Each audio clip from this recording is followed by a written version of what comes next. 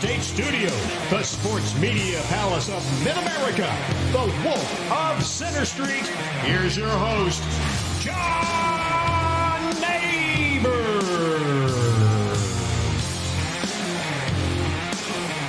And welcome into the John Nabors Show here live from Natty State Sports Studios. Appreciate each and every one of you listening in and watching in on this beautiful day here in the great state of Arkansas. I am your host, John Nabors, and appreciate each and every one of you for making us a part of your afternoon this afternoon. Happy Wednesday to all of you out there, as we got a lot of things to discuss today. Going to have a few guests joining us as well.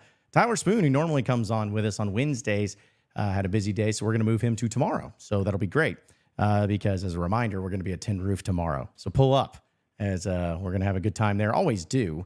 And show will start at 4, but the doors are open at 3. But looking forward to that. But today we're going to have a few special guests. And, of course, I know how much each and every one of you love Bobby Reagan of Barstool Sports. He's going to be joining us to talk a little bit more about the Arkansas-Kentucky game only being once this year, which is something that I think we all can agree on. That is a travesty. So we'll get to hear from him on that. And we'll also be hearing from Chris Marler, college football action, who recently was hired on at ESPN 104.5 in Baton Rouge. Looking forward to catching up with him and talking a little football with him, too. So we'll have some of your chats. If you want in on the conversation, get on the phone lines is the easiest and quickest way to do it. You can call in at 936-246-2889. That's 936-246-2889. And you can also jump into the chat, which we'll try to make that work for all of you, too. But, again, it's going to be a great show. And for those of you who have been following along with everything that's been going on with Razorback basketball, it's pretty incredible to see just right now still that's what everybody wants to hear about. Coach Cal, basketball, what's the latest? What do we got? Who's next? Who's next? DJ Wagner is the one that everyone's waiting on to see who's next. When's he going to commit? Is it a soft commit? Is it a silent commit? I mean, you should check out the Natty State Sports Discord, which if you haven't yet, download the app and check that out because it gets pretty fun in there. But that's really where everyone's at. And I don't blame anybody because it's so much fun. It's great being able to add in, like, imagine you're going to a Christmas gift opening, like with everybody's there, and you're going to the grandparents' house that has all the money and they have the best gifts. And you know that every single gift that you open up is going to be a banger. It's going to be a great one. And you just want more. You want more. It's like you open it, great. Now, what's next? What's next? What do we else? So we got? I mean, that's how people are feeling right now. It's like, okay, you get another commit, but when's the next one? When's the next one? When are we getting this? Well, I'm going to be honest. Like, I think everybody is waiting for the next pop. And I think everybody has been waiting on DJ Wagner. That's essentially where people are at right now. They're waiting on it. So I know there's a lot of, I don't want to call it even anxiousness. It's just, you don't want the labor pains. You want the baby. You want to hear right now. And I started thinking about where you have Arkansas and Cal and the players that they've added so far this year. And they're pretty solid, I'd say. Pretty decent, I'd say. Because as of right now, they have 4 transfer commitments with Adu Thiero, who is 6'8", 222 pounds. You got John L. Davis from Florida Atlantic. You got Jonas Adu from Tennessee. You got Big Z from Kentucky as well.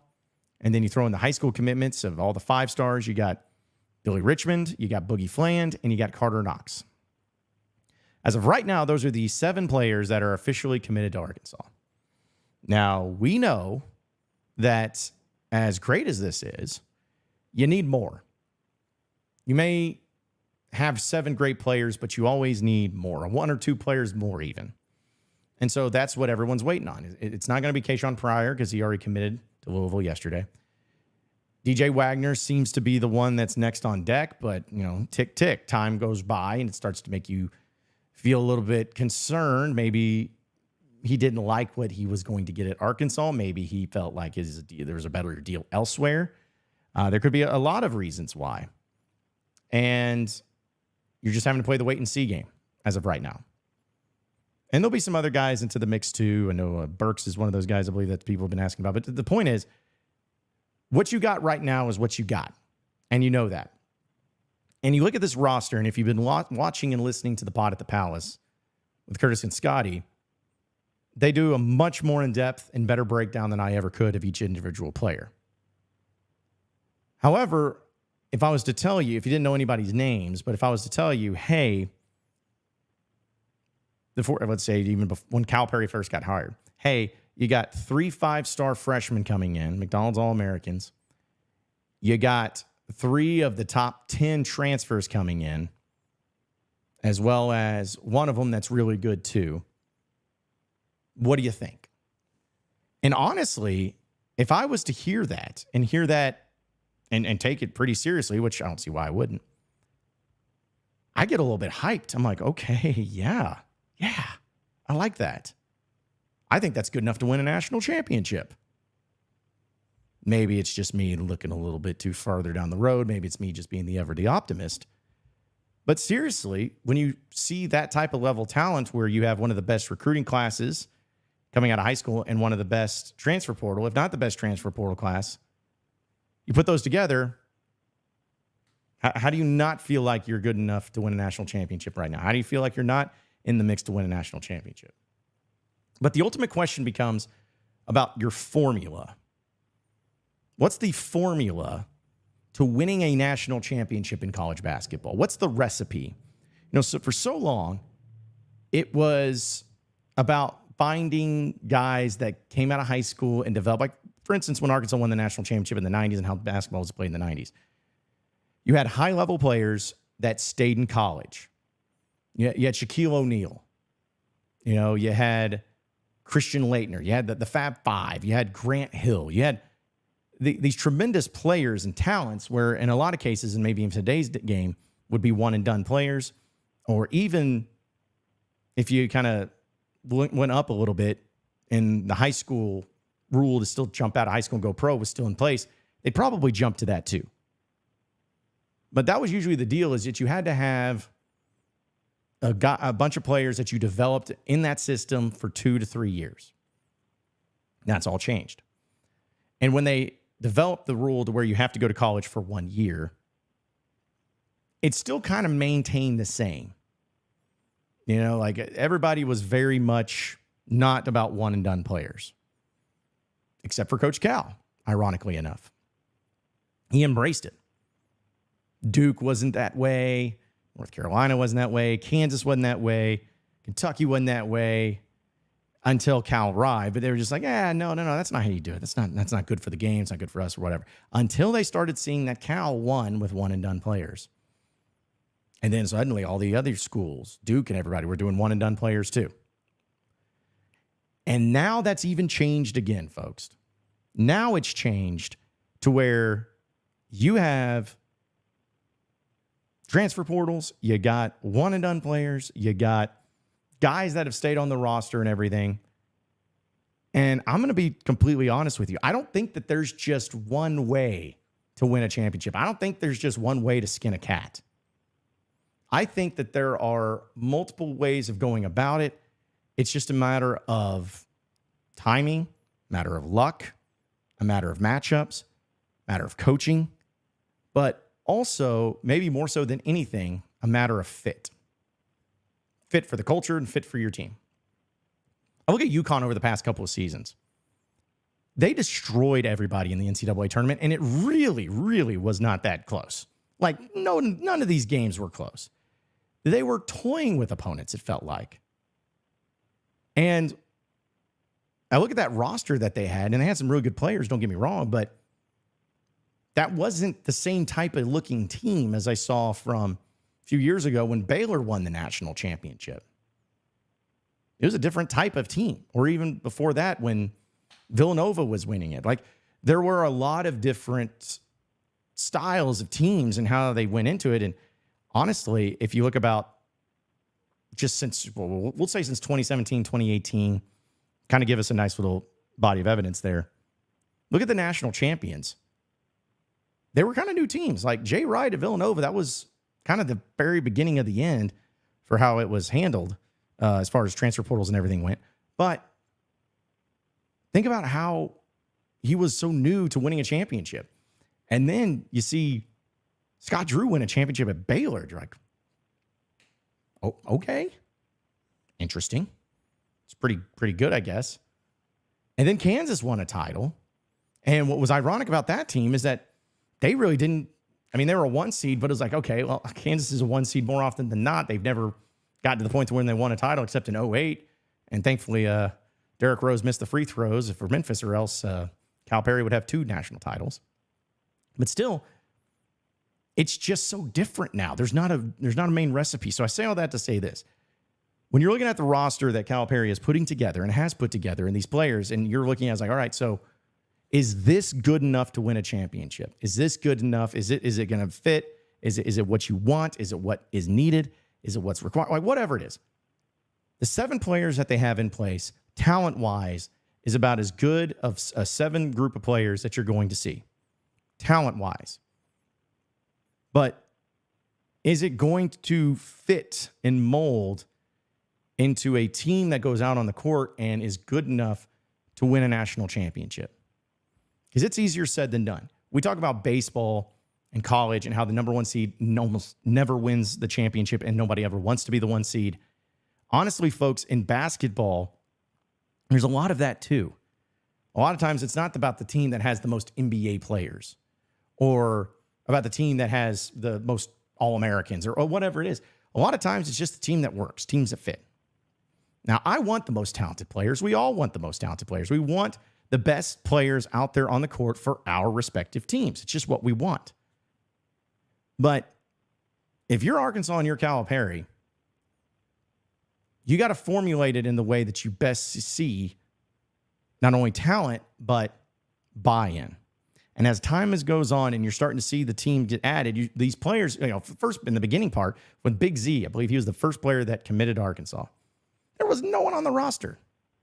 No one on the roster. But then when you got him and then you added in the freshman, you got Boogie Flan, the more it grows, the more that players who are looking at Arkansas or visiting Arkansas, the more of an idea that they get of what the team is going to look like. And so when they look at that, they're like, is that what fits me? Am I liking what Calipari is saying to me about my role, about my playing time, about my NIL, about everything? Because he even said in the road show when they were down in Little Rock, which he shouted out 10 Roof. That was pretty funny. But he also talked about, he's like, if everybody's just coming here for NIL, what are we doing? They're like, I don't want that. And nobody wants that. And folks, I know you think that that's the case, but I truly do not believe, maybe I'm naive, but I don't believe that Calipari is just being like, all right, well, I'm going to go get the best players and whatever money that they're wanting, pay them, figure it out. We'll figure it out. I don't think that's a good formula. And I don't think Calipari wants that either. They got to find who fits them, who helps them, and makes it work to where they still want to play. They're still basketball players. They want to play. And a lot of these players too, folks, and just think about this from the NBA perspective, because that's what all these guys want. They want to get to the next level. They want to play in the league. Do you not think that if these scouts or these GMs or these executives who are looking at possibly drafting some of these players, especially in the lottery, do you not think that they're doing all the research they can? And if they got wind that this particular player that they're looking at, the only reason that they went to that school was for NIL money and they didn't perform well, they weren't very well coached, they were kind of lazy or whatever, don't you think that that would impact that player and their draft stock? Absolutely it would. Absolutely it would. And especially if somebody like Calipari, who has been coaching some of the greatest players that you've always seen in the NBA, he's going to be honest with these NBA scouts. So I think Arkansas is going in the right direction to have exactly what they need. I think they're doing the things that they need to do to build a national championship roster. And if I was to say right now, say if they didn't add any other major piece, if it was just these 7 guys and a bunch of walk-ons and everything, would that be good enough to win a championship? And my honest answer would be no. It would be no. But how close are they? If DJ Wagner officially commits to Arkansas, is that going to make Arkansas a national championship contender right then and there? Maybe they get closer to it. But just like in so many elements of postseason, and especially when it comes to college basketball, it's about getting to the tournament. Doing well enough to get into the tournament. And once you get to the tournament, all bets are off. All bets are off. And I know some of you, a lot of you, have probably looked at it as like, okay, so what do you think about being a national seed or a high seed playing against lesser teams? It should be an easy matchup, right? Well, Arkansas, when they had higher seeds, look at all their games in the NCAA tournament when Muss was here. Other than Colgate, that might have been like every game was just a barn burner, last second shot, last possession type stuff. And also, ironically enough, the Illinois game, which was the 8-9 matchup, which should have been the closest matchup between two teams, that was also one of the games that Arkansas actually won. I won't say handedly, but they won pretty, like they were in control. You could tell they were the better team. So it's just about getting to the tournament. And if you're a higher seed, great. If you're a higher seed, perfect. But you never know what's going to happen. And if you need any sort of reasoning behind it or any sort of thoughts behind it, just look at what happened with Kentucky and John Calipari. St. Peter's, ever heard of them? I didn't until they went to the Elite Eight. How about Oakland? Not the Raiders, formerly known as the Raiders, but Oakland. You never know. So, long story short, and we'll get to some of your chats, folks. And again, if you want to call in, 936-246-2889 will be the number to call in. You need a couple more. And if you get Wagner, and if you get another really good addition and another good transfer player, get to that 9 spot, I think you're golden. I think you're good enough. I think you got the coaching staff. I think you got the talent. I think you got the attention. I think you got it all. But you just got to roll the ball out on the court and see how it goes. But just imagine, like, I can't wait to see Razorback fans' reactions when Cal comes in and beats some really good teams in the beginning. Like, that's honestly something I'm looking forward to. And this is not a slight to Muss. I'm not trying to make a slight. It was just frustrating. I really hope that Cal just does something that we haven't seen in a long time, which is start SEC play well. Like, just start it good. Stop with this. We're going to start 0-3 and then dig ourselves out. Or we're going to start 1-5 and we're going to dig ourselves out. No. Please, for all that is holy, I want to enjoy my January. Give me a January that I can enjoy and watching games and not have to worry about this team losing. Like, just don't do it. That's all I'm asking for, is just don't do it. But still, I think Arkansas is right there on the cusp, of being a great team and a national championship team. And man, oh man, is it going to be fun when it all goes down. We'll get to some of your chats, folks, and some of your phone calls here in just a second. But first, I got to tell you about our friends over at L Jennings Law. Hey, Razorback fans, just like Coach Cal never stops recruiting for the Hogs, you shouldn't stop planning for your future. That's where L Jennings Law comes in. Experts in estate planning, trust, business planning, and elder law. With the same passion and dedication as the Hogs on the court, they'll help you manage your legal needs with precision. So don't wait until the buzzer. Check out L Jennings Law today and start securing your legacy with Arkansas's top estate planning team. That's L Jennings Law, and you can call them today at 501-501-WILL. That's 501-501-9455.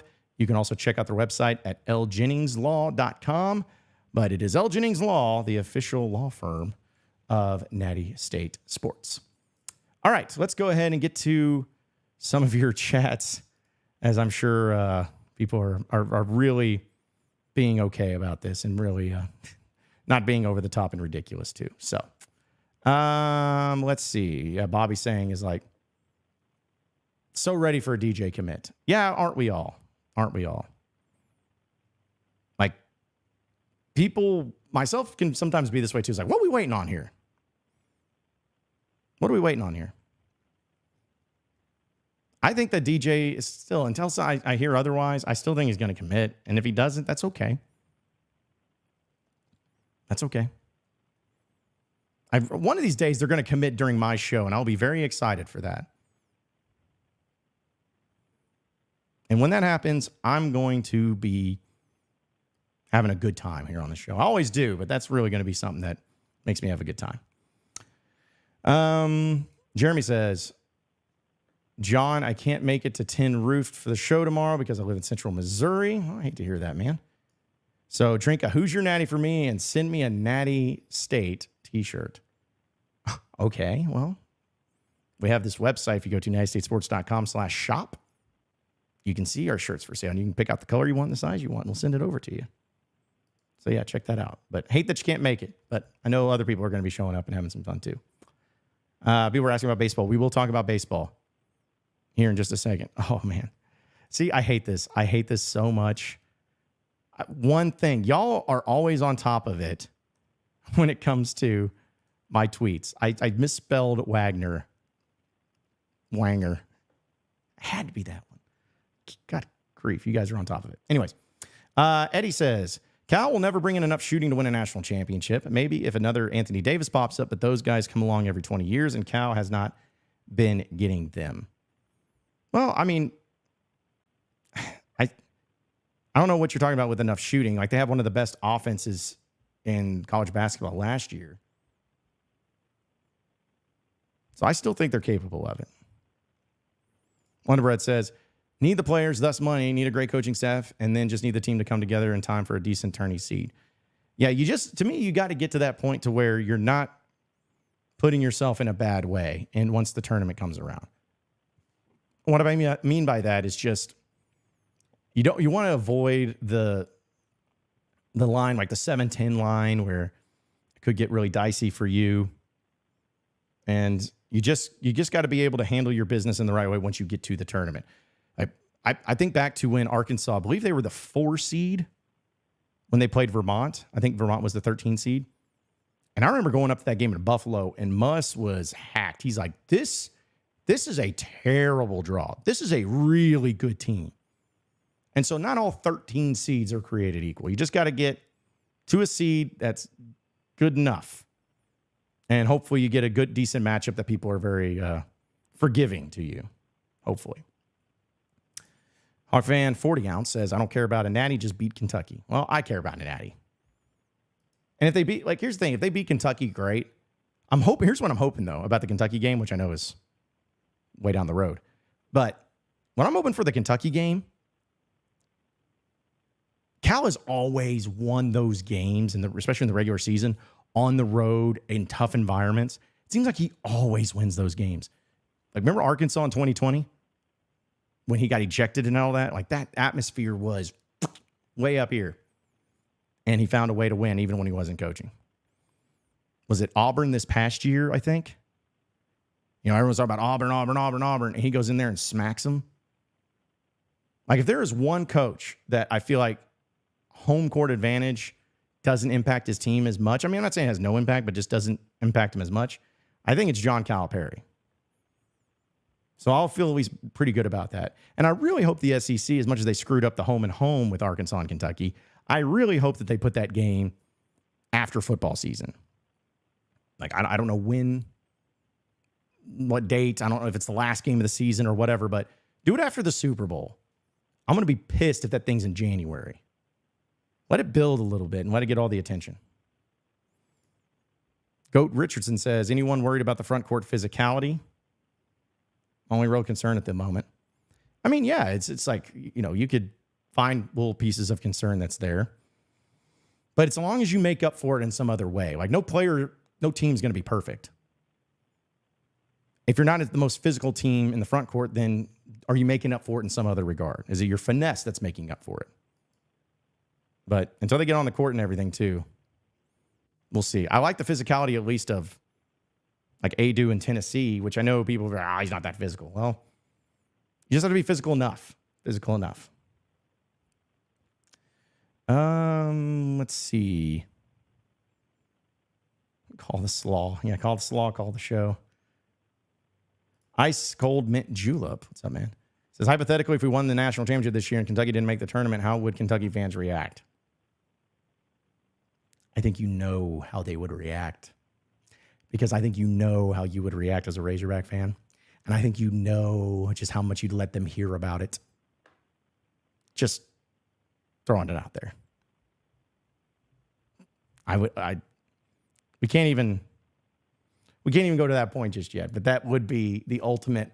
There may be some Kentucky fans that they're gonna need some people watching over them. They're gonna need some T's and P's, some thoughts and prayers. But like Scott says, he's like, they would spin it somehow. I don't know if you could spin that one. You might be able to spin most of it, but winning a national championship at Arkansas with Cal and then not even making the tournament at Kentucky, I don't even think that there's a legit spin you could make. Prime Suspect says, how many players do we have at this point? You got 7 currently on the roster. 4 transfers and 3 McDonald's All-Americans that have committed. David says, maybe they can fill out the roster with some guys that love that helmet. Yeah. Man. I'm trying to think of any like Razorbacks that are kids from Arkansas that are in the transfer portal that could come in. I know the whole Jackson Robinson thing, which he's not from Arkansas, but he did play at Arkansas. That would be pretty fun to see if he actually came to Arkansas and did not go to Kentucky to play for his former coach. Honestly, I don't know what it would take, but if that would be another funny thing if Kentucky and Cal's looking at Jackson Robinson being like, we need this guy. He's a big time player. He's going to play a major role, blah, blah, blah. And then Arkansas and Cal's like, hey, you'll come over here and just be our 9th guy. We could use you coming off the bench. And he agrees to it. That would be awesome. So I know it's asking a lot, but that would be awesome. Jeremy says, 8, John, you forgot Blake Lawson. Yeah. 10, yes. I was talking about scholarships, though. Sorry. Scholarships. Got to make sure that I put that on there. Scholarships. Cat John Nice says, have Tyler Wilson on the show. Need more BMFP content. Well, Tyler's on vacation right now. I'm good friends with Tyler. He's on vacation with his lovely girlfriend, and so he will be indisposed for a while. But no, I'm planning on getting a lot of former players once summertime really gets going and once we actually move into our new space, which I know people are asking about it. Folks, we're going to have an announcement later this week, so just wait on it. It'll be there. But we're going to go, we're going to have a lot of different and former players, hopefully in studio, but also via Zoom or whatever. But I love talking to former players. Like when we got to talk to Chris Gregg, that was so enjoyable to me. Talking with Chris Gregg about Bobby and about everything. So I'd love to give everyone's thoughts and opinions on it too. Razorback fan said, okay, John, I made it. Okay, good. Now we can really get started with the show. Now that you finally made it. Wonder Bread says, Cal bribed all of our players to leave, and if they didn't want to, at least our coach does it the right way. UK fans, if they don't make the tourney. Well, that sounds kind of like, no offense to any of you in the chat, but it sounds kind of like some St. Louis Cardinal fans that they do it the Cardinal way. It's the right way that we do it. That's what kind of gives me vibes for. But yeah.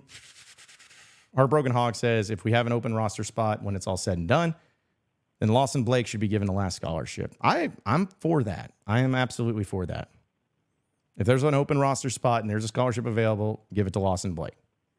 Absolutely. So Charles says, John, if Cal can't get DJ, does he bring in Keon Minifield? No, he does not. Keon Minifield, I don't know where he's going to end up or anything, but I know that there's just been, from what I understand, it's just some issues that have popped up to where there's a 0% chance he comes back to Arkansas. Nick says, shut up, John. You didn't even watch baseball go-karts. You're right, I don't. And I'm not hating on all of y'all Cardinal fans out there. I just got a buddy of mine who is a Cardinal fan, and I like to give him a hard time because when we first met him and everything was about the Cardinal way. It's like, oh, where, best team money can buy over there, when the Phillies won it or when the, Dodgers won it or whoever, they're just like, oh, yeah, they can buy their championships. We develop our players and do it the right way. And I always felt like it's so hypocritical sometimes, too, when I'd see Cardinal fans see some player or some bench clearing brawl happen. They'd be like, classless. Just no room for that in the game. But then if, like, Molina or whatever start getting in the face of a player and, like, they started kind of roughhousing a little bit, then they're just like, I just love it. Love that stuff. So I like to give them a hard time. I like to give Cardinal fans a hard time. But Cub fans are pretty bad, too. So don't take it too personally if you're a Cardinal fan. That's all I'm saying. Bobby Andrew says, just going to trust Cal and watch John for my information about everything Hogs and stop worrying myself to death. I really like JT Toppin as a 4. Well, thanks, Bobby. You know, I'm always going to give you information. It's not always going to be good, but I'm always going to give you some information. Because I try to approach it to where it's a platform for you and all of you to get on top of and get on board with, but it's also, it's also just something that's, it's about having fun. It's about having fun. Dylan says, I respect you and love your work. I'm very grateful for what you do, but you really should watch baseball if you're doing Arkansas sports talk, especially since we're so damn good. Okay, well, hold on a second. I do watch Razorback baseball. I watch every Razorback baseball game. I go to all the games that are in Northwest or here at Fava Bomb. No, I love Razorback baseball. I'm just saying that I'm not. I try not to say things that I'm not. I try not to pretend to be somebody I'm not. And I'm not going to sit here and say that I'm some baseball guru. Like, I don't watch Major League Baseball games every night. I don't, sit there and do some stat tracking or anything like that. The most baseball thing I ever did was when I did the public address work at the Northwest Arkansas Naturals years ago. That's about it. So don't get it wrong. Don't get twisted. I watch everything Razorbacks. Anytime I can watch a Razorback game, I'm going to watch it. So maybe I should clarify that. So yes, that's true. Thanks you for the respect. Yeah, people are saying must who. Yeah, isn't it amazing how everything's moved on from that? People moved on from must. People have moved on from everything. Yeah. Nick says, I haven't seen the Naturals, sad to say. Yeah, I need to go up to a game now that I'm back. I need to go back there. Because I remember it was so tough to be in the public address person. I enjoyed it. I really loved it, but this is going to sound horrible. So don't really take it the wrong way. Don't try to take it to a way it's not. But like trying to pronounce a lot of the names in minor league baseball was a really tough thing to do. Really tough thing to do. Johnny Young says, John, I've seen you 3 times at the baseball games, and each time you're at the concession stand. That is false. That is false. I mean, if that's the case, then you saw me at like the most random 3 occasions. Because I go to the concession stand, but I'm not always at the concession stand. Come on. I mean, who doesn't go to the concession stand? It's a big thing. Jose says, hey, John, imagine Ryan Mallett on your show. Man, it's crazy that you brought that up. I was talking about that to one of our interns today. How we're coming up on the 1-year anniversary of his passing. And, I mean, I miss him. And I know that, he wasn't around to see what we've done, what it created with Natty State and everything, but I know he would have loved it. He would have loved it. So, yeah, it's crazy that you brought that up. Jason says, weren't you sitting front row behind home plate Sunday? I thought you were wearing a Hawaiian shirt looking nervous late in the game. Yeah, that was me. That would be me. That is my go-to look, by the way, when I'm nervous in a game, because it was the same way when I was behind the television broadcast booth for the Arkansas-Kansas basketball game, and it's the same thing. When I'm nervous, I stand up, and I'm doing this. I'm not biting my nails, but I'm just putting my hand over my mouth because I'm so, tense. So if you see me like that, just know that I'm anxious and I'm nervous, which is pretty much my entire, stance during Razorbacks sporting events. Heartbroken Hawk says, any word on the new studio yet? Yes, there is word. There is word. We're going to announce it later this week. Officially. Mike and him says, had a UK fan had a UK fan get on me saying Cal will have a shorter roster just to keep people off his back for a year. Hashtag cope with Pope. That's a dumb reason. That's a dumb excuse. So if they actually say that, then don't worry about it.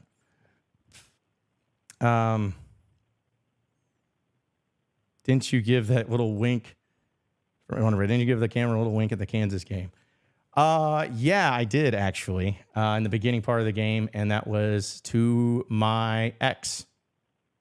Actually, she was my ex at the time. She was who I was with, but yeah, that was an homage to her. Maybe that's why it didn't work out. No, but I appreciate it. Yeah, man, you had a good memory. I didn't even remember doing that, but now I did once you mentioned it. So, Porkenstein, no, the check didn't bounce. Didn't bounce. We're working on signage. Is our thing. That gives you a little bit of a hint. Our new space, we're going to have a sign. It's going to be awesome. My name says, John is the whistler in disguise. Absolutely not. I can't even whistle that well now, much less enough to annoy people like that. All right. Yeah, I need to have the game early. Yeah, the game Arkansas, Kentucky needs to be early there too. So before we're going to have Bobby Reagan joining us here in just a second. Talk a little Kentucky, Arkansas with him, which should be a lot of fun. But I did want to address this here. Melanie says, did you see that Dave Van Horn changed the lineup for this weekend? Yes, I did. I was going to wait until the Arkansas update happened, but I'll tell you what, we can just go ahead and do that right now. How about that? We'll just make this as a part of your Arkansas update presented by Davis & Garrett Insurance, your independent auto owners insurance agency, securing what matters the most. And for your Arkansas update, Dave Van Horn was meeting with the media and addressed this. And I'll be honest, I was wrong. I thought that he would remain with the same lineup, but that is not the case, as we're seeing a different starting rotation this weekend against Texas A&M. Hagen Smith, of course, is still going to be game one starter, so we don't have to worry about that. But Gage Wood, the right-hander, is going to be starting game 2. And then game 3 is yet to be determined. So they'll play it by ear as far as, is it a rubber match? Is it going for the sweep? Are they about to get swept? Sure, that'll go into it. But Van Horn has been speaking pretty highly of Gage Wood, and Gage Wood's been really good. So he's definitely earned it. But it all came from the tough starts that, of course, against Mississippi State was really disappointing, but tough to see Tiger and Molina both struggle with what they were doing. But Tiger apparently has had his fastball dip a little bit, and they've had him getting looked at by the trainers. And apparently Van Horn said in his comments today, he says that we're told everything's clean, so we just are trying to get him some time off, and hopefully he can be good to go. And then Molina, he also said about him, he says it's his battle. He says we can't fix it. We can't fix his mind. He's got to fix it. He's got to relax. He knows he's good. We've talked to him. We will work with him. Mechanics, it's all been addressed. It's a veteran starter at the D1 level. He's got to turn the corner. We've got to have him. So that was kind of what I thought would be the case if they decided to change it up a little bit. In doing with that is seeing a mindset. Like Tiger and his velocity and everything, the trainers are looking at him. So maybe a little bit of a mindset for him. But Molina's definitely the one where it's like, man, this is your spot. You've been the Sunday starter more often than not. You battled through some stuff. This is your time to go out there, and this is your time to go take it by the horn. So maybe just the rest, maybe the motivation to start putting it together where it's like, hey, you're about to lose your spot in the rotation because everybody wants to be a starter. You're about to lose that. Maybe that'll light a fire under him and get his mind right. But I trust Dave Van Horn. And I trust all the things that Arkansas is going to be doing with their baseball team. But also, it's going to be a Thursday night series start against Texas A&M down there in College Station on ESPN2, the Deuce.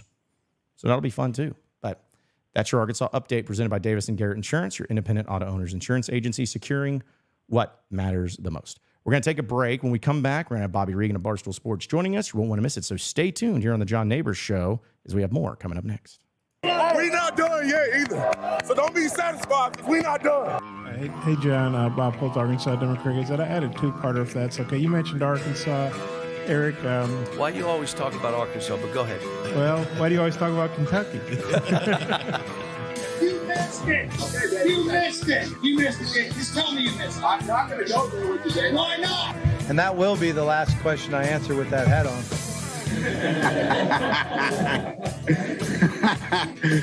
Oh, shoot. That is why Arkansas is fantastic.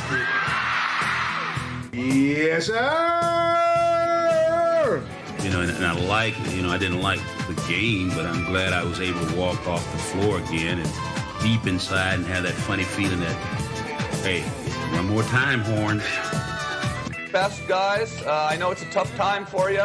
The coach is gone, but you got a new coach now, and you got to listen to what he says. Okay, I know you're thinking, oh, who is this new guy? Where's the other guy that crashed the motorcycle? We like him better. He was cool or whatever.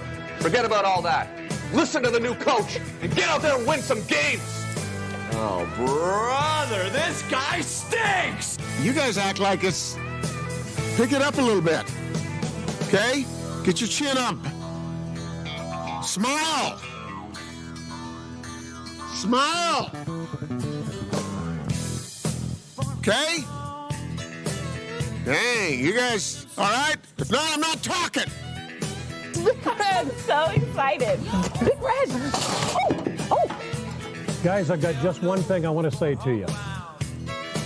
Touchdown, Arkansas! I was a teacher today. Told those boys, welcome to the SEC. Well, Fayetteville is 1,843 miles away, but the call of the Hogs can be heard all the way to San Francisco. Well, stick my dick in the mashed potato. Go Hogs. Powered by Arkansas, for Arkansas. Every time you put a mic in my face, I'm going to say Arkansas. The John Nabors Show is live from the Natty State Sports Studios.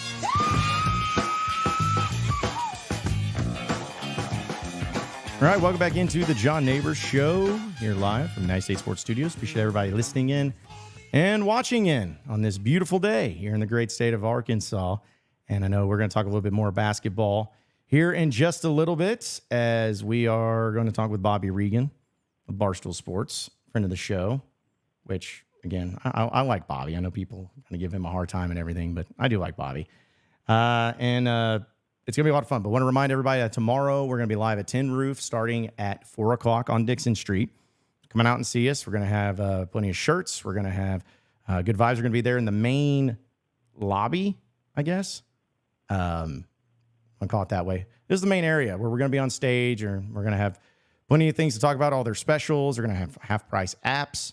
We got happy hour going on. So come hang out, as it's a good time, and all the boys from Natty State will be there, and we'll have some fun with it too. So just want to remind everybody of that. But real quick, before we get into that, I wanted to address some of the things that was in the chat real quick.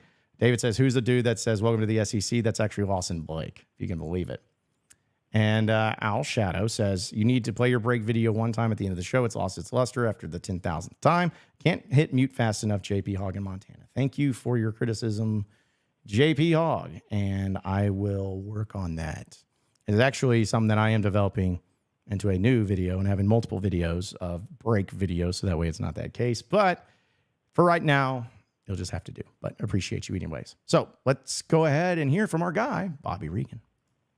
Right now here on the John Nabors Show, we have a very special guest that's joining us, and I know he is one of the most favorite of the Razorback fans out there when it comes to all things basketball. You've probably heard of him. His name is Bobby Reagan of Barstool Sports, and he joins us now here on the John Nabors Show. And Bobby, as always, man, appreciate you joining us. How you doing this afternoon? I'm good. I mean, listen, anytime I know that there's someone that needs to talk about Arkansas basketball, it's me that people come to. So, yeah. You're a buddy. I love talking to you. So when you text, I was like, of course, when you want to do it. I know how much Arkansas fans want to hear from me. I know how much Arkansas fans value my opinion, considering they think I run Barstool Sports and all of our main accounts. So it's flattering. There was a time I was beloved in Arkansas, and, I think I feel it a little bit more. Yeah, well, I was laughing at seeing your responses into some people just getting after you. And then anytime they're like, oh, you just can't stop talking about Arkansas is what it is, Bobby. You cannot stop thinking about Arkansas. It's on your mind. It's keeping you up at night. Living rent-free in your head is what they all think. the best is everyone saying that about something that I didn't have anything to do with. It was like the picture of Calipari with the caption, like, hey, good to see John in the second round. And everyone's like, rent free. I'm like, I don't, you think they give me access to the main account? You think they just give bloggers and podcasters and normal people access to the main account? No, we have a social media team. Well, I will say. And the rent-free things, I was like, the irony of screaming rent-free when you're yelling at me about something that I had nothing to do with, it really brought a smile to my face. Well, I was going to say, in their defense, though, it is something that I think like maybe you would say, though. Like, I'm not saying you did, but you probably thought about it, though. I'll think about it, pending what he does the first year or two at Arkansas. But, I mean, it's true. Like, I said it when CBS had the piece about Calipari. I think it was last week, 2 weeks ago, whenever it was. And it was, how he's adjusting to life at Arkansas. And I blogged out from the Kentucky side because he talked about the ending of Kentucky, about how it was hard and how it sucked. But really, he's the patient zero is John Calipari. Like, he was the reason it sucked because you're the head coach. You made simple mistakes. You kind of caused this divide among Kentucky fans. So it is like, it's still the biggest story in college basketball until I don't know what'll top it. Like, I don't know if there's a player that comes back, Bronny James, if he decides to transfer to Ohio State or Duquesne, might steal headlines. But in terms of the offseason, there's no bigger story than Calipari leaving Kentucky for Arkansas. So if there's a quote about it, especially from the Kentucky side, that's my job. Well, I'll say this. We know about where we've been at and on different sides of here. Like, obviously, we're never going to come together on an agreement. It's just going to be this way, and it's going to be fun. It's going to be a great rivalry. We'll come to an agreement when Calipari leaves Arkansas. Yeah, maybe. And then that's when we'll come to an agreement. And then if, Mark Pope's won a lot of national titles and Arkansas hires him away, then we can start all over again. So right. Just go round and round. But I will say something that I think we can all agree on was the absolute disservice that the SEC did in scheduling, where they officially released not the dates or anything, but just the opponents of every team in the SEC, as well as home or on the road. And of course, Arkansas and Kentucky's playing each other. Arkansas and Kentucky's playing at Rupp, which I will fully agree. That's the main one. That's the main one. But to not have these two teams play twice when you know that even the game in Bud Walton is going to draw in a lot of eyeballs and a lot of people, how did they drop the bag on this so badly where they had a home run, easy to, you didn't come out of the schedule, just an easy thing to do, and you don't do it? Arkansas, Kentucky only play once in the regular season. Now, I can understand the argument if you say they're playing once, that's going to get all the eyeballs because there's no rematch. It's the beauty of football, right? Like Alabama, Auburn meet once, Ohio State, Michigan meet once, Army, Navy meet once. That's the beauty of those rivalries. But this is a conference basketball rivalry, and it's not a new rivalry, right? Like this, we've said it before. This goes back to the 90s, maybe even the 80s. The fact that there's not a home and home is just so dumb because let's say Kentucky wins. Arkansas fans will scream, well, it was a road game. Of course we lost that. There's no chance for, the home game. And it's the matchup that people want to see the most, probably in all the sport this year. And it doesn't necessarily matter how good these teams are. They could be 6, 7 seeds. If there's a second game going on in late February, guess what people are doing? They're going to watch it. And look, like, I know Kentucky's 3 home and homes are Alabama, great. Tennessee, makes sense. They're the rival. And then Vanderbilt. Like, why is Vanderbilt, Kentucky protected? I know they've played a bunch of times, but you could fact check me. I'm pretty sure our record's something like 842-7 against Vanderbilt. So it's like, at least give us the entertaining factor. Plus, there's nothing to gain from playing Vanderbilt twice. Maybe at best they sneak into a quad 2 win if on the road. But like you right, the way Vanderbilt has been, you kind of only hurt yourselves playing Vanderbilt because if you take a loss, it's a bad loss and there's nothing to gain with a win. Yeah, I think both fan bases would trade another opponent to play Arkansas, Kentucky twice. Well, I was going to say, because going to your same point, Arkansas, it's the same thing with Missouri. It's like they play them twice, and at least Missouri should be decent this year. Like, I mean, they can't be worse than 0-18 last year. I think they're going to be a tournament team. Let me say that. I think Missouri should be a tournament team this year. So at least you have a quad one potential opportunity. Right? Yeah. Vanderbilt. Yeah. No, totally understand. And before Arkansas's constant, or at least their permanent 3 home and home opponents were LSU, A&M, and Missouri. Now, A&M, they only play once on the road, but they got Texas twice. So Texas twice, I mean, a history, all of that makes sense. And but it's like the Missouri and LSU, especially LSU, it's kind of like, it just doesn't do anything for anybody. And I guess I tried to give maybe more credit than they deserve to the SEC of thinking this through, because I'm like, this isn't just a bias like, oh, Razorback fans. It's like, you guys are driven by money.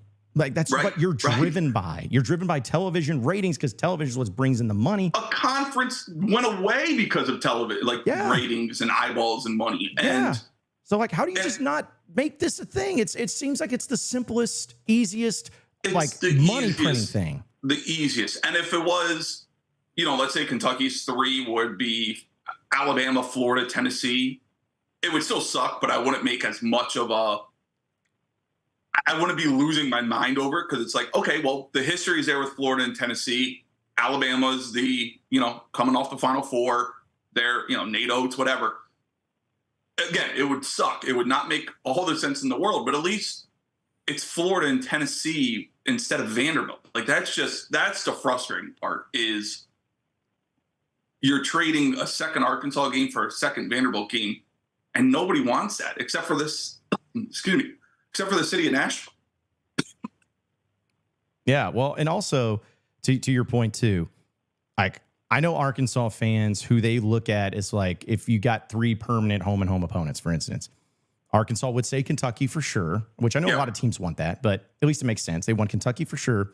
Texas, I think they definitely want, just from the history. And after that, they'd even, get an LSU, give a Missouri, whatever. But for Kentucky, I know you mentioned Arkansas, you mentioned Tennessee. What would be the third team that Kentucky fans may look at as like that we would love this team in the conference to be the home and home? Probably Florida. Yeah, I think Florida makes the most sense. I mean, I know Alabama's been better recently, but Florida, I mean, I was there in college during the Billy Donovan years. Like, that was the rivalry in the SEC during the 2000s, and probably up until 2014, 2015-ish.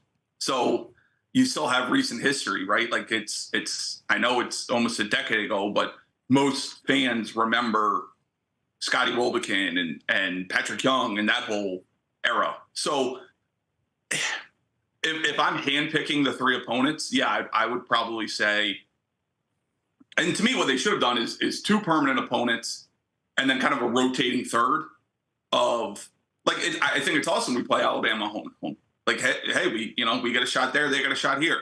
For a team that's going to be preseason top 5, like, that's great for the conference.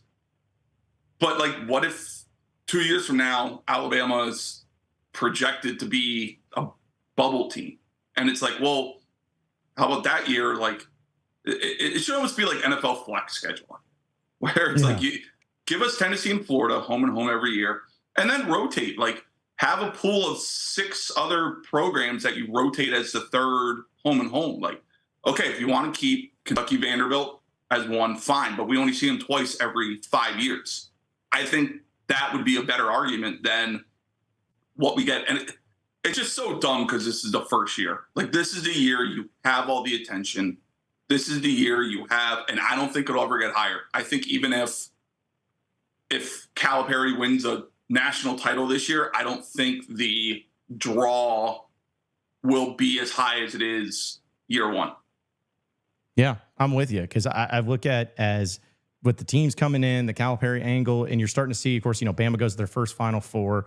Another team, again, we could talk about the conference all day, but I think Ole Miss is going to be really improved. I think they're going to be a good team with Chris Beard. So, Chris Jans, I feel like that guy is going to be a constant, like, 20, 21 win 19, 20 wins, but he's always going to be competitive. So, yeah, the conference. They're going to get wins they shouldn't. Yeah, like him. And then you got, Bruce Pearl at Auburn. So, like, the list goes on and on. But I guess another thing, too, and I had this discussion. I want your thoughts, Bobby, on conference scheduling. We agree. Like, it should be twice for Arkansas, Kentucky. But I was thinking that maybe they go to a 20-game conference schedule, which is not out of the normal. Like, we see the Big Ten do it, and we've seen other conferences go into that, too. But this was the time also, I felt like, and I feel like coaches would be on board with it, to add 2 extra conference games to get even more of these matchups, keep a lot of the money in. But when it comes to that angle of scheduling, do you think it'd be best to have that many conference games in a 16 conference team conference, or is that something that they just need to figure out and stick with the 18?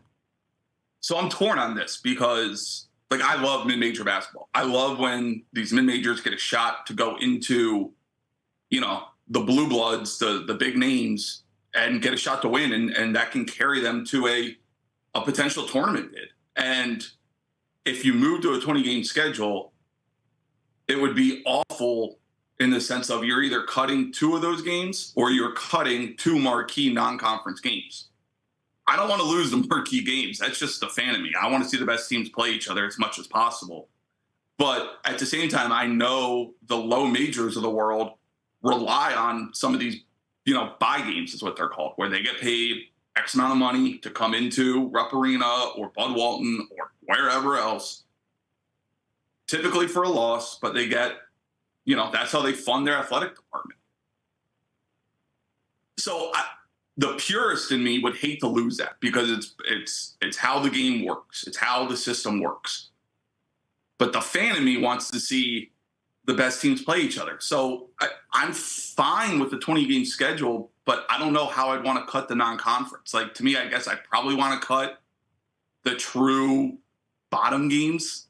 Like, it does nothing for me when Kentucky plays LIU Brooklyn, let's say, or something like that. St. Francis, pick one of those teams. But it does something for me when I see Kentucky Kansas in the non-conference, or Kentucky Ohio State in the non-conference, or whatever it might be. I just don't want to lose that. I don't want mid-majors, good mid-majors, to lose the chance of the one game that they can get on the schedule, because we know that's a whole nother argument.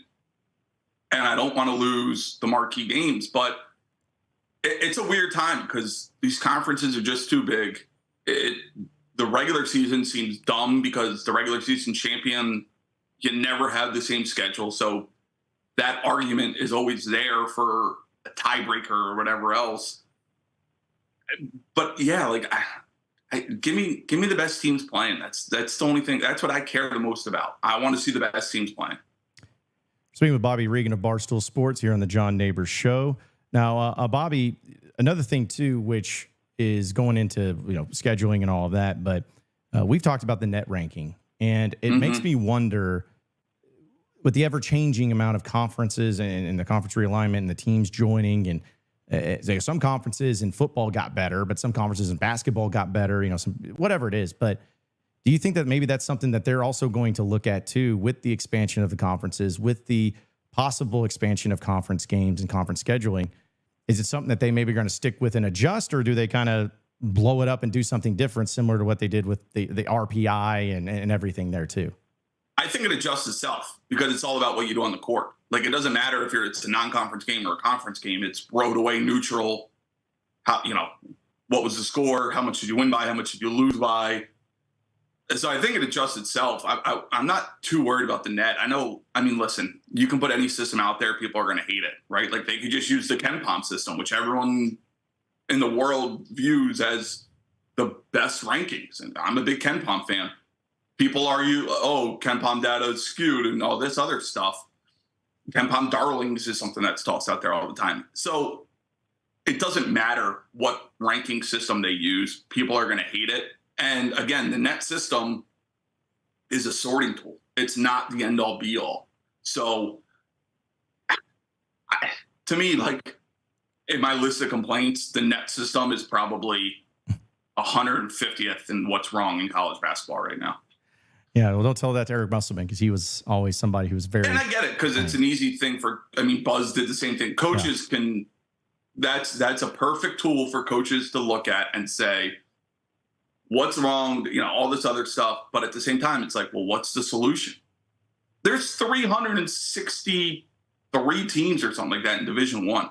How else there's not a perfect ranking system. You want everyone's like, well, why don't we get former coaches and it's like, so you want a human element involved now? We can yell at that because guess who Jim Boeheim's probably going to vote for and not vote for? You want a computer system, but then you yell at that. We don't know the ranking, the formula. We can show everyone the algorithm. No one's going to understand it because it's an algorithm. Like there's no correct answer. It's just one of those, I wish people talked about the net ranking system more correct than kind of how it's viewed. Well, I do want to ask you another question going back to the Calipari angle. We had a lot of people on my show yesterday, just Razorback fans, I wouldn't say arguing, but they were interested. And I want your thoughts. When Calipari goes to Rupp, which actually, let's start with this before we go to that.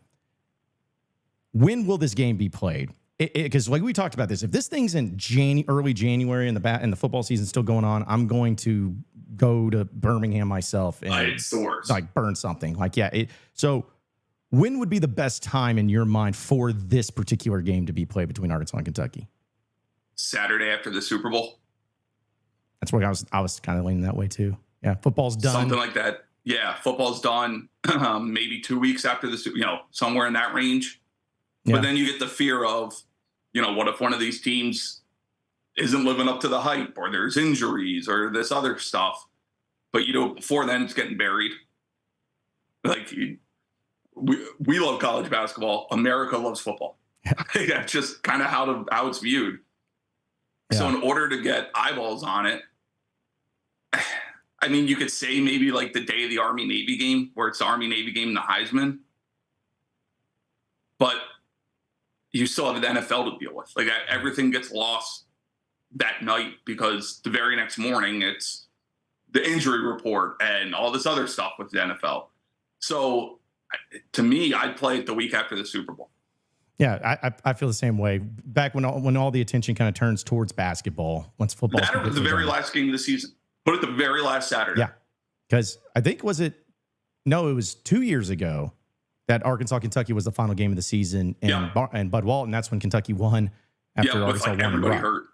So, yeah, that was a weird time. But, yeah. So, yeah, do something like that. I'd agree with you.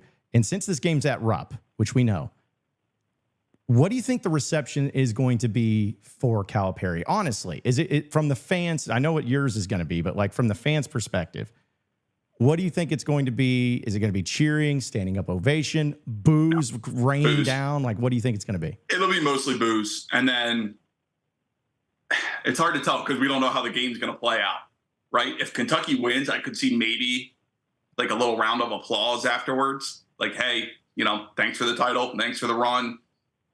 We got you. So, no hard feelings on our end. If it's a close game and Arkansas wins, it could be boos the whole time.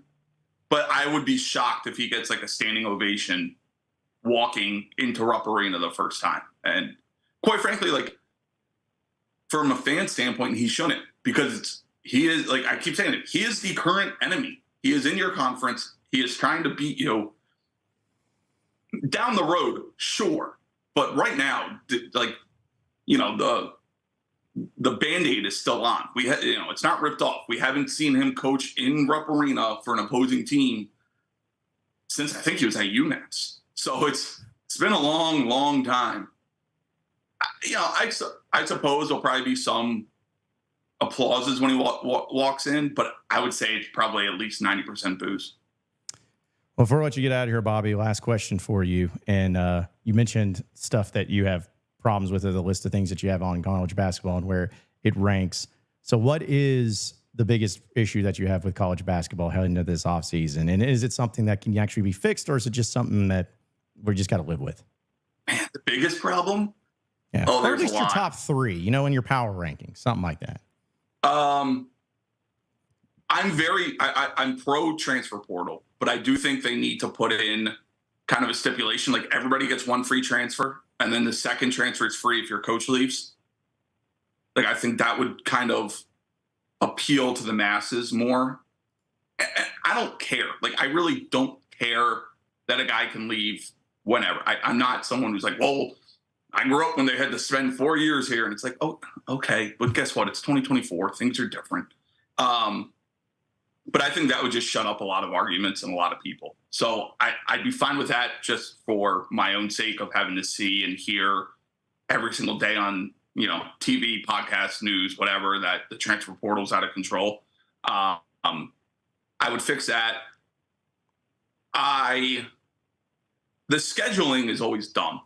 I just don't like the way they schedule. I think too much of the season gets lost in football. And I guess tied to that is I hate conference realignment. I hate the fact that it's not what it was, where everyone played a double round robin and you saw a team at home and away and there was a true regular season champion because then the regular season mattered. It truly does feel like the regular season doesn't matter outside of what seed are you playing for. Like, and that's not fair to every league. Like, the Big East regular season champion matters because they have a true round robin. There's no arguments. Hey, we played you at home, we played you away, we beat you both times. But everyone else, like, do we really care who wins the SEC regular season? I don't get up in arms about that. I love to win the SEC conference tournament, but I don't care about the SEC regular season as much. It's just something that happens, and I'm like, a win is great because it's like, okay, now we're in play for a 2 seed or a 3 seed. A loss, all right, and we're down to a 5 seed. It's not, oh, no, we're 2 games out of first, and we don't play the top 2 teams again because we played them once in January. So I hate that. I really do. And it just it plays to the masses that the regular season in college basketball doesn't matter. But it's true. Now, if we expand the NCAA tournament, that catapults to number 1. And I hate that there are talks of the 8-team MTEs going away. The Maui Invitational potentially, Norlander talked about it, potentially turning into a 2 4-team MTE. Like, the Maui Invitational is the best thing college basketball has that's not called the NCAA tournament. And the fact that, like, this Vegas thing is happening, which I like, why can't we, and again, everything's money driven, but, like, why can't we embrace history at some points? Like, the Maui Invitational matters. Like, that is an awesome tournament. Just keep it as it is, please. Yeah, I'm with you on that part of it too. And I can tell you that it's a concern, but it's also something that hopefully, until it happens, or doesn't happen, I guess, we can at least just enjoy this. But still, it's great to talk with you as always, Bobby. I'm so glad again that we get to hate each other again. You're a terrible human being, and I can't wait to really just leading up into that, hopefully on a Saturday after the Super Bowl matchup in Rupp. I can't wait to go down there over to Lexington, where I'm sure we'll be respected and appreciated. It's going to be great. So we look forward to that, and we always appreciate Kentucky fans will welcome you with open arms, but then the moment the ball tips, it's just going to be booing. Yeah, well, I can't wait for that. It's going to be great. But either way, Bobby, as always, man, we appreciate it. Have a great rest of your summer, man, and I'm sure we'll be catching up with you here very soon, all right? Yeah, man, absolutely. Have a good one. All right, that was Bobby Reagan of Barstool Sports joining us, and really appreciate him coming on, as I can tell from the chat and from the people's comments.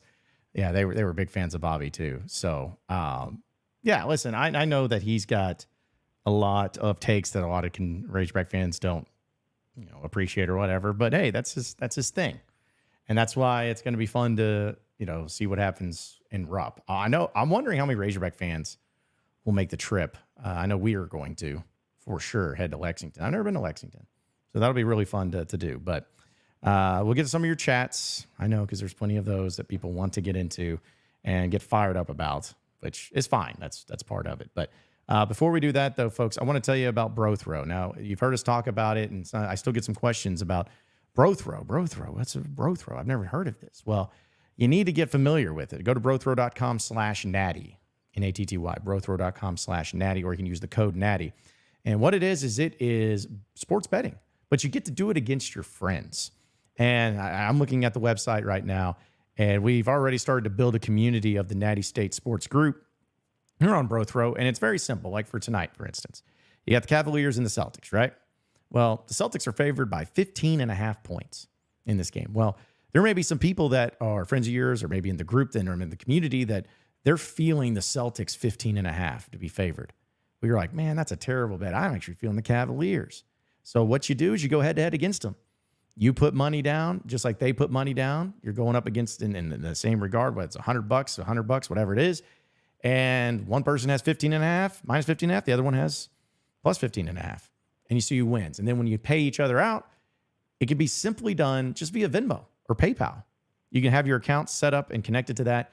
And that's how you settle up your debts. It's a really cool thing and really fun thing to get your friends involved with where, based on how people like to do sports betting, how much it's grown, it's always fun, but it's even more fun when you get to do it against people you know and your friends. So join the Natty State Sports group of BroThrow. You can go to BroThrow.com/Natty, or you enter in the code Natty, Natty, and you can get to betting and get your bets in and have some fun with it. And we appreciate BroThrow being an official partner and sponsor of Natty State Sports and also the John Nabors Show. All right. So some of your chats that I know you guys are all very even-keeled and let everybody know, especially me, about having Bobby Reagan on. But Heartbroken Hog want everybody to know that Kentucky leads the series against Vandy at 157-49. Yeah, I don't think he was actually saying 7. I think it's more a bit, what's the word for that? Exaggeration, or there's actually a really fancier word for that. I'm sure it'll hit me here at some point. But yeah, Wonderbread says, but it must never beat Vandy, right? No, he did beat Vanderbilt, just not very often. But he did beat Vanderbilt.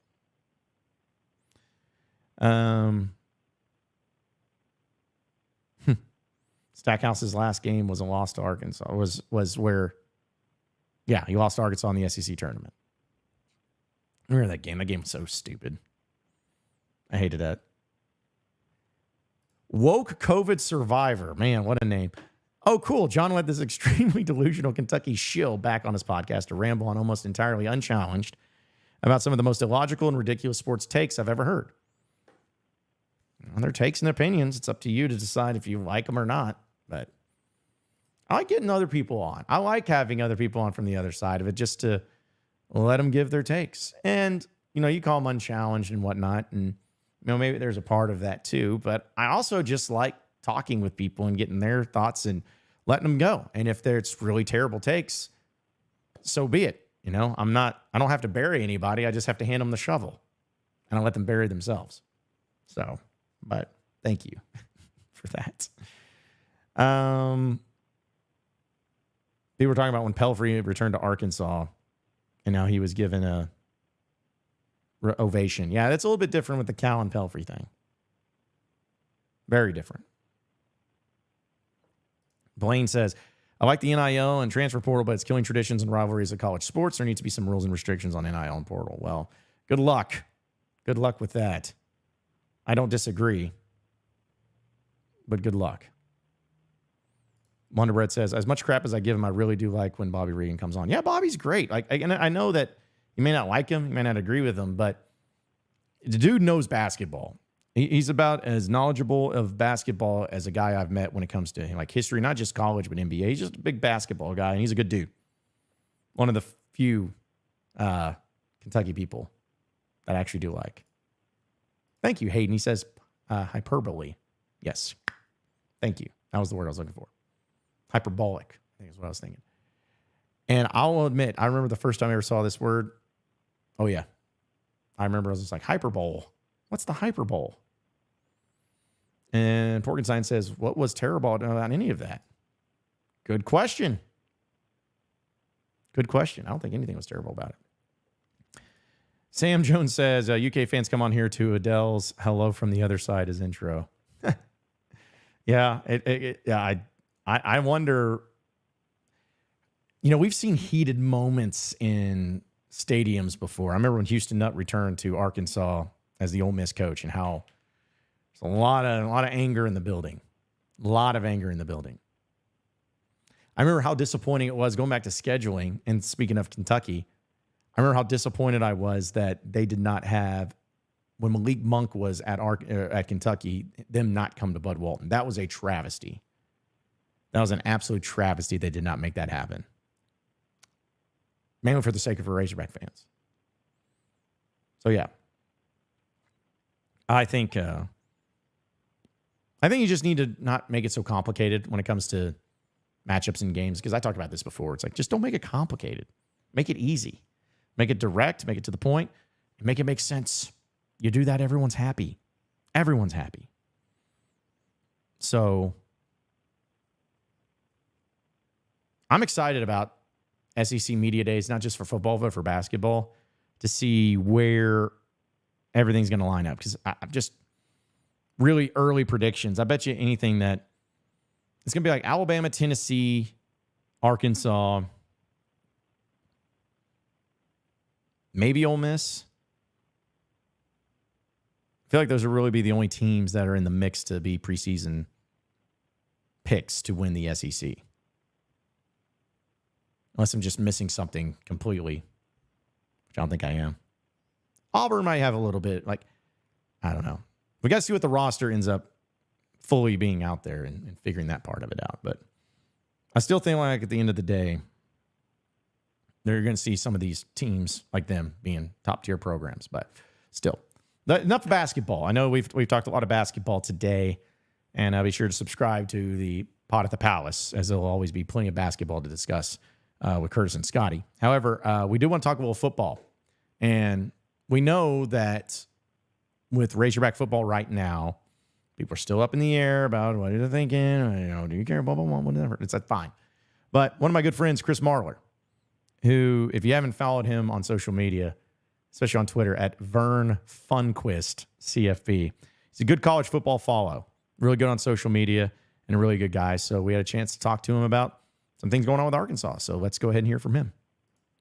All right now here on the John Nabors Show, we're joined by another very special guest, as we know that it's always college football season. People have been really involved with basketball for the Razorbacks, John Calipari. But hey, there's still plenty of things to talk about with football, because football season will be here before you know it, especially SEC Media Days.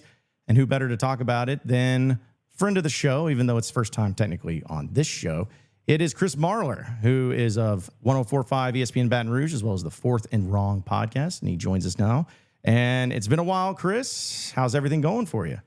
It's good, man. It's good. It's funny. I've always envied Arkansas in a way, because I think they're one of the few SEC schools where, like, there's not really a drop off, right? Like, from like content and things to care about, at least. Like, I know basketball sucked this year for sure.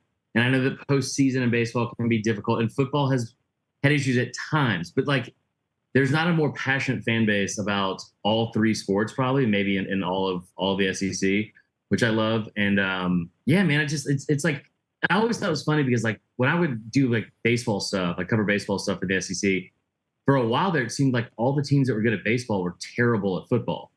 And then like Mississippi State and Ole Miss were like natties and stuff like that when they were not doing great in football. But now it's like, it's more of a balance. I always envied Arkansas having something to care about for 12 months. Yeah, well, when you're the only game in town, like, that is the thing, is it makes you unique and passionate, but also a little bit, it can be a little bit much to deal with, because at the end of the day, there's no pro teams here or anything. So it's like, they treat them like professionals, even though they're still like 19, 20-year-old kids. So, but yeah, the passion's definitely there, man. And I know that, for what people are feeling like right now, I think the craziest thing, and what everyone's looking at in football at least, is Bobby Petrino's back. Like, I mean, come on. Bobby Petrino, which everybody, not even just college football fans, but everybody in the sports world and in the landscape knows what happened. Knows what happened the last time he was at Arkansas, and the last time he was head coach. He had a neck brace. There was a motorcycle wreck. There was a mistress. It was all that. And now he's back as the offensive coordinator. Like, this is almost, you couldn't even write something as good as this. But what did you make of Pittman making that move and making that hire to bring Petrino back into the fold? I thought so. One of the things I was like worried about with Pittman, because there's not a single person in the country that wants Sam Pittman to fail. Whether you cheer for a different team or whatever, you may want your team to beat them, but nobody is rooting against Sam Pittman. I love Sam Pittman, man. I was worried that he's just such a good dude. He cares so much. And he's really, I think he's one of the people in the sport that like still really, really loves like coaching almost more than collecting a check, if that makes sense. Like he's really passionate about what he gets to do and stuff like on a day-to-day basis. I was worried that he was not going to be able to pull the trigger on things like like this and make tough decisions that would make the program better in lieu of like saving like, or, you know, people's feelings or like what might be like perceived as a bad move or the optics on the outside. I love this move. But listen, I'm born and raised in Atlanta. You know, I'm still a little bit petty and upset about what Petrino did to the Falcons. But I mean, I think if you're being objective about it, he's one of the best offensive minds in football. And when Arkansas was at their peak, and people forget about this. In 2011 and 2010 as well. But in 2011, Arkansas was the third best team in the SEC, but no one talks about it because they had 2 losses to the best 2 teams in the country that were historically good teams. But that's a guy that came in and was able to like have a very exciting offense, super efficient offense, put up incredible numbers. And he's still been, you know, I think a great offensive mind, just at different stops since then. I love that they brought him back to Arkansas. I think it says a lot about what Sam Pittman knows he has to do this year, but I'm excited for it. Yeah, I think Razorback fans are putting their excitement because at the end of it, like people were wanting Pittman gone. And I think everybody agrees with what you said about Pittman. Like no one's wanting him to fail. Like Razorback fans are wanting him to succeed, but you can't go from 9 wins to 7 wins to 4 wins and really inspire hope. But Petrino hire inspired that. And I've never seen it. And I'll never forget this as long as I live. Arkansas and Duke are playing each other in basketball that day that it was announced in Bud Walton Arena. Yeah. And I walk into the arena. Of course, it's packed because it's Duke, but I see students where they have their shirts off and on their chest it's painted Bobby. Like these are freshman students that were probably like 6 when this thing happened when he was vice coach, but they had it. And then they started 3 different occasions. They were chanting Bobby. And one of those times they did it was when they rushed the court after beating Duke, they chanted Bobby. You don't do that and have that for any other coach and any other coordinator, any other position. And that's what makes it so unique. And I think that's what Razorback fans are hoping. And this is why I want to get your take and see if it works. Because the thing I know about Pittman is everything that you said, but also he lets coaches coach. Sometimes it's to his detriment. Sometimes it's not. And I think that's why it might actually work out better than maybe what we saw at A&M, because it was pretty evident, or at least what Petrino talked about, is like he had to learn their lingo and he felt uncomfortable. You knew that Jimbo didn't want to hire an offense coordinator. Thought he was a good enough to coach. But I think in this situation with Arkansas, Petrino got his quarterback in Taylor Green, the transfer from Boise State.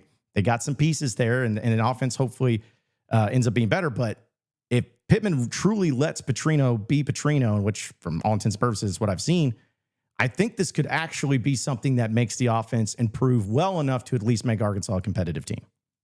Yeah, well, one, I want to go back and just publicly shame Arkansas basketball fans for storming the court. It's not okay to storm a court when Duke has lost.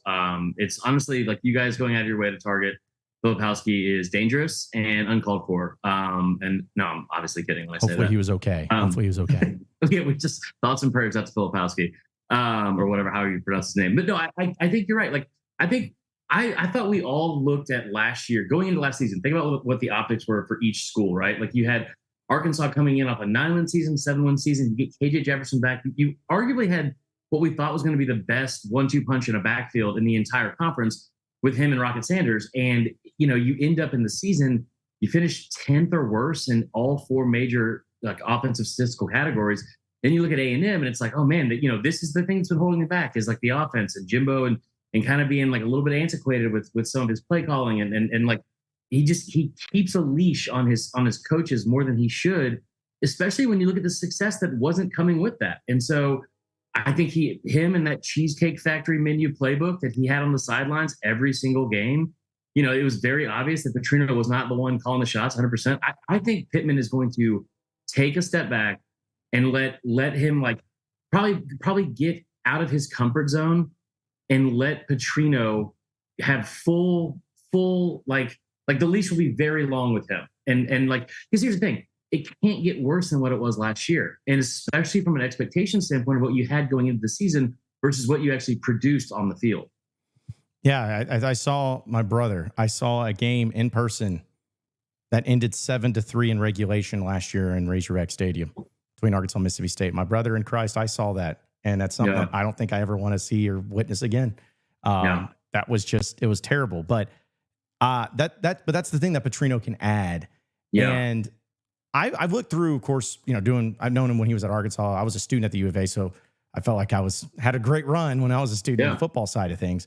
But I guess my question for you is, with Petrino, he's been doing this a long time, and it really dates back to even when he was at Auburn, had that team, when he was the OC with Jason Campbell and Cadillac Williams, and that offense was really cooking. Everywhere he's been, the offense has been great, has improved. When he was at Louisville, Heisman winner. He has all these things. Yeah. So I guess my question for you is, why has Petrino been so good for so long? Because you see a lot of coaches kind of teeter off a little bit and end up, not being as good. But for you and what you see of Bobby Petrino, what's made him so good over the past 20 to 25 years in college football, where everywhere he's been, he's had success? So I think one is he does a good job. I'm fact checking you right now. He was the OC at Auburn in 2002. You're right. I forgot about that. Yeah. And I was wondering, the reference was such a long time ago. But yeah, I think you look at the resume, right? And he's been able to do it at different levels. Like he obviously, it's tough to coach in the NFL, and fandom aside, like it's difficult to do that. I think the one thing that I was saying about Bobby Petrino from a collegiate coaching standpoint, he's done a very good job at adapting and having, when he needs to change and when the game around him is changing, he's done a good job at changing with that as well. And the other thing is too, I think the creativity that he has with offense, that's the thing that I think stands out more than anything. Like I've said for a long time, Steve Sarkisian and Lane Kiffin are the two best offensive minds in all of football, including the pros, in my opinion, right? Two best offensive minds. The way that Steve Sarkisian will scheme guys open, like best example I can give, like what he did with Devontae Smith in 2020. There's no reason that a kid should have had 1,800 yards receiving and 23 touchdowns, but he did such a good job of getting him involved in so many different ways. And he was able to do it with, obviously a plethora of talent there. But go back to when Arkansas was really firing on all cylinders when he was the head coach. The creativity, I hate to harp on this one team example, but that 2011 or 2010 Bama game, when you come out and the place is on fire and you go 23-yard gain, I think it's the tight end, and the next play is a wheel route to what's the kid? Wingo from Ronnie Wingo Jr. Yep. Yeah, and he goes on the sideline and obviously you're up 7-0 in 2 plays. That place was, I have goosebumps right now, and it was against my favorite team. But I think that kind of creativity, that kind of stuff that he was able to do. And now, granted, he did have some talent, especially on offense at the time there, that they probably don't have as much of currently on that roster. But I think that's the thing that he's so exceptional at, is that, there's people that are going to outwork you a lot, and maybe these guys that are going to just go what's the best way to put it? That have to outwork themselves. I'm not saying Bobby Petrino's not a hard worker, but he's got something that other people don't, and it's all up here, right? It's like all up in his brain. And there's a lot of people in the country that cannot match what he has up there. See, that was my whole thing, is just the mindset. And you mentioned adjusting. I think that's something that coaches maybe get stuck in a little bit, because, you remember the time, right? Rich Rodriguez was the greatest offensive mind of all time, and obviously it didn't pan out for him. But to have that success is crazy. And that's what's crazy about even the SEC, Chris, is that, we know that Texas and Oklahoma being added into the conference this year is a lot of change, but you're talking about also coaching changes. Nick Saban, I don't know if you've heard of him, but he stepped down from Alabama. Is in all the papers this morning. But yeah, he stepped down, and you got him. You got Elko over at A&M. That's now a new coach after Jimbo gets his $1 billion contract buyout or whatever it was. There's just been a lot of changes, and now you don't have divisions anymore. They had the schedules changing up. So just, I feel like everyone's on the same page, where it's like right now, Georgia is still up here. Feel good about Texas. We'll see if it looks pretty good for them too. But just how do you see the rest of the SEC, or is there maybe some other teams that people aren't talking about that could have a legit chance at contending and winning the conference this year? Yeah, well, so one thing I want to backtrack just for a second before I answer that and say one more positive thing about the Petrino situation. Yeah. And it's something that is like piggybacking off of what you brought up with the SEC. One thing we've also seen the last several years in the SEC, and I think it's a good sign. Second chances, right? And I know there's a lot of people out there that don't like Bobby Petrino, but there was a time 10 years ago where Lane Kiffin was one of the most hated people in college football. And now he's universally liked. The character arc that guy's had has been crazy.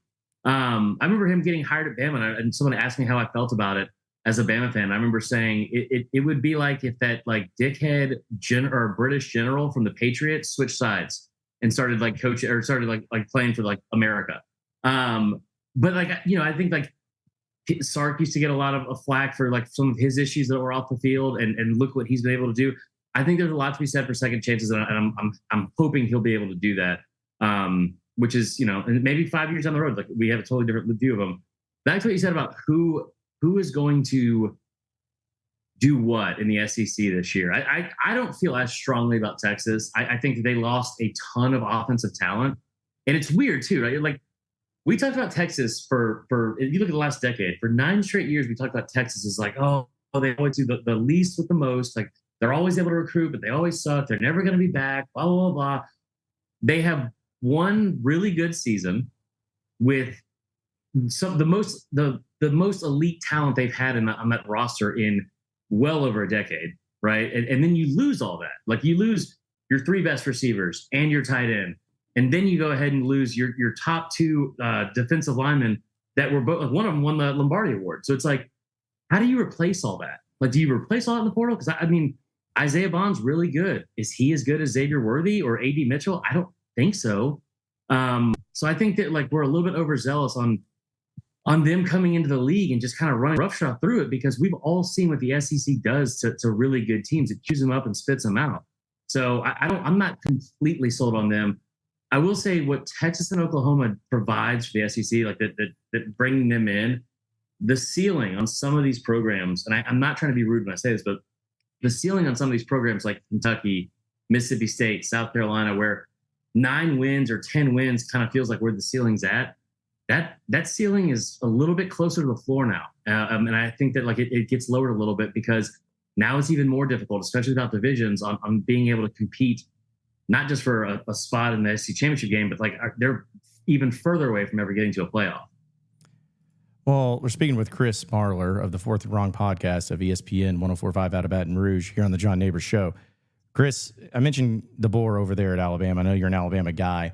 I always felt like whenever Saban retired, I was not envious of who was going to replace him because the expectation is through the roof. I even have some Bama fans of mine friends of mine that I give a hard time because it's like they would be up 21-3 on Tennessee late in the second quarter and they'd be mad. They'd be furious because the defense is trash, like all this stuff. Yeah. So there's no doubt that the expectation's high. So for DeBoer, like what does he need to do? I know winning a championship, but that's just such a tough thing to do. Nick Saban made it. He's an iconic thing, but what does he need to do to make sure that he keeps the support of all the Alabama faithful here in year one? So, I mean, like here, man, that's tough because here's the thing. I think DeBoer's a really good coach, and he's had really good success everywhere he's been. And you could say like, oh, it's only because he was at, what was it, Fresno State, and he was at watching the Pac-12. The Pac-12 sucked. Like Pac-12 was the second best conference in the country last year, and it's not really debatable, to be honest. And you saw that with especially with some of the first round draft picks and elite talent they had coming out of there. Not to mention, teams like Oregon and Washington. From the hiring standpoint, it was like, all right, Dan Lanning seems to be the guy who's like at the top of this list, right? That you would have that you want to hire. Well, you didn't get Lanning, but you got the guy that beat him 3 times in the last 2 seasons. So I love that. The big thing I think that he's going to have to do, obviously, is recruit the South, which is not something he's had to do before, but he's done a good job of so far. And that staff, I think, knows that as well, which is another part of it. Like we talk so much about like the head coach and like the quarterback position and like easy scapegoats when things don't go well.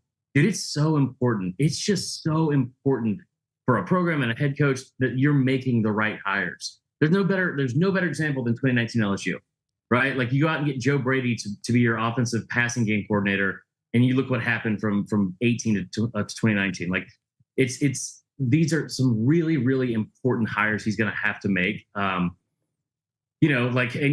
hopefully he's made the right ones. But if you're being realistic, which I try to be, he's going to be expected to make the playoff, and it's expanded to 12 teams, so he's going to be expected to make that even more. But you look at that schedule, like what's most realistic is that he's probably going to win 9 games and probably not make the playoff. And how are Bama fans going to react to that? Because, they could be a really good team this year. They could be a really good team, but they lost 39 players to the portal. And as you know from recruiting, like those 39 players were most likely elite blue chip players. And now you got to go play Georgia, at Tennessee, at Oklahoma, at LSU, Mizzou at home. I tell you the thing that worries me the most. All 5 of those games, like you have to get to 10 wins, I think, to make the playoff here, right? That's fair. The Tennessee and Georgia game, I think, are losses. So you better hope you don't slip up at Wisconsin, Mizzou at home, at LSU, at Oklahoma, and then you get Auburn at home. But like when Vegas released their updated season win totals, there were only 3 teams in the SEC that saw their win totals increase from February to May, and that was Tennessee from 8.5 to 9.5, and then Auburn and Oklahoma from 7.5 to 8.5, from 6.5 to 7.5. All 3 of those teams, there's only 3 teams that increase in their win totals. There's only 1 team in the entire conference that plays all 3 of them this year, and it's Alabama. So I think that it's a very big uphill battle that people are going to have to be patient with. And I don't think anybody in the SEC is going to feel sorry for him. So yeah, I think the thing everyone's like, okay, good. Now that you can finally have a little taste of your own medicine, Alabama. Maybe you can finally have it. Before I let you get out of here, Chris, I know that based on, of course, your social media handle, Vern Funquist of college football and everything. What'd you make of first off, I'm still upset that the SEC is not on CBS anymore, but then you had the SEC on ABC, like, reveal. Yeah. I don't know how you felt about it, but I'm like, womp womp. Like, okay, cool. Like, it was like, I feel like there was no creative bone. I don't know. I felt like it's like, is this really what y'all are pumped up about? But I guess they're more pumped about the money. But what'd you make of that? I mean, it was odd they chose a shield, because if anybody could have ever used a shield SEC wise, it was Gary Danielson from the Fans when we were on CBS. The thing with ABC, like I did expect more. I didn't think it was that bad. I think what's going to be more interesting is if they're getting their own unique song, because that is going to like the amount of Wellbutrin that people are going to have to take in Lexapro from across the Southeast. The day you hear Rutgers and Wisconsin with the SEC theme music playing is going to be a sad day. It's going to be a sad day for all of us. I think that like the actual design itself, like the graphic, I don't think it was that bad. I just feel like it could have been so much more. It's just like, and that part I didn't really get. But if you also saw what College Game Day tweeted that morning, where somebody got in Microsoft Paint and made the graphic for the A&M Notre Dame game, my God, maybe our expectations should just be lower. Yeah. I mean, is this AI doing it for them? Like, I don't know. It's not that good. Yeah. Like, I think even AI could do a better job of it, but it was just like, I don't know. Yeah. Cause I am going to be very upset not being able to hear the SEC on CBS theme that I've grown up listening to. It's like, they took away Jefferson Pilot from us. Now they took away SEC, and it's just like, man, thanks a lot, Bin Laden. Yeah. What do we have now? What do we have? I'm hoping that, like you said, a unique song, but I don't know. I'm still going to watch the game, so it doesn't matter. Real quick. Yeah. I really think this is something they should do, because so much of the sport has been, it's drifted further away from God and the fans. And it's like, you know what I mean? It's like every change they've made, none of it's really for the fans at all. And we're the ones consuming it, and we're still going to for the most part. But I wish they would do something just as like a tip of the cap, like a nod to the fans, and have like, dude, one game a year, broadcast the whole thing as Jefferson Pilot. Get every Dave you can find that because all 3 of those guys were like a Russian stacking doll of like the least overweight to the most overweight, sweatier and sweatier as you went. That's all I want. Yep. I want a Vandy Ole Miss 27-24 shootout on Jefferson Pilot in 103-degree August heat. That's all I ask for. I want Dave Baker sitting in his director's chair at 10:30 in the morning Central Time in Neyland Stadium, yelling at me why this matchup between Tennessee and Vanderbilt is the game to watch for this weekend. That's what I want to. Like, that was always the thing I remember as a kid, sitting there in his director's chair and his little hair blowing in the wind ever so slightly, and him just yelling at me. But I'm with you, man. Dude, Let's make that happen. I watched a replay of one of these last offseason, and I'm not making this up, and it was something that was like a 12:30 game. And I want to say it might have been Arkansas and somebody, but it was a McFadden game. And I remember they goes to the sideline, and he was in a folding chair. I mean like your uncle's outside the RV folding chair, just run of the mill. And that's how far we've come. It was hilarious. So well, let's hope maybe they can bring it back to us one day. That's all we can hope for. But either way, It is Chris Marler, and you can follow him on Twitter, or the X machine, whatever you want to call it, at Vern Funquist College Football, or CFB. You can also check out all of his great stuff with the Fourth and Wrong podcast there on ESPN 104 Baton Rouge. And as always, Chris, we appreciate you joining us, man. Enjoy the offseason. We'll be catching up with you, all right?